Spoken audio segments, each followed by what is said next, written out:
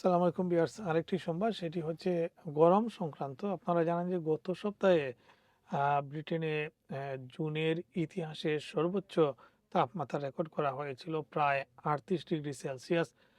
এই সপ্তাহ কিছুটা কম থাকলেও আগামী সপ্তাহ থেকে আবারও তীব্র দাবদাহের সম্ভাবনা রয়েছে বলে জানিয়েছে মেট অফিস।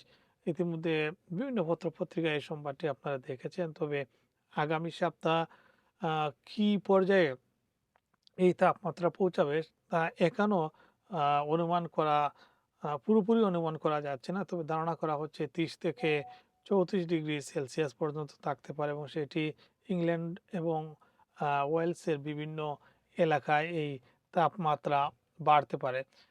মেট অফিসের পূর্বাভাস অনুযায়ী আহ, এখানে একজন কর্মকর্তা টনি উইনসন বলেন, কিছু এলাকায় আবারও প্রবাহের পরিস্থিতি তৈরি হওয়ার সম্ভাবনা রয়েছে। তবে গত সপ্তাহের মতো চরম তাপমাত্রা বা অতিরিক্ত আর্দ্রতার সম্ভাবনা বর্তমানে কম।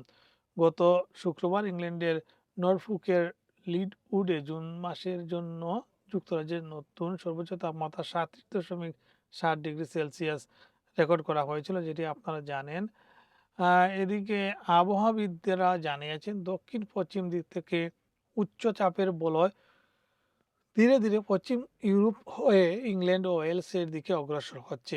এর প্রভাবে সপ্তাহের শেষের দিকে মিডল্যান্ডস, পূর্ব ও দক্ষিণ পূর্ব ইংল্যান্ডের তাপমাত্রা 35 থেকে 29 ডিগ্রি সেলসিয়াসে পৌঁছাতে পারে। পরবর্তী সপ্তাহে আরও বিস্তৃত এলাকায় তাপমাত্রা বাড়তে পারে বলে সরকারি সংবাদ সংস্থাগুলি জানিয়েছে। ভিউয়ার্স, এই ছিল এখনকার আপডেট।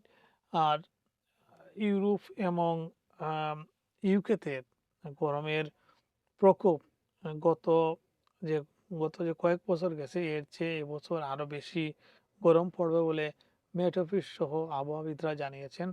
আহ, পরিস্থিতি কোন দিকে গড়ায় তা আরো দু একদিন পরে পূর্ণাঙ্গ সংবাদ আসবে, আমরা আপডেট দিব। আপনারা আমাদের লন্ডন বাংলা ভয়েসে নজর রাখবেন। ধন্যবাদ সবাইকে।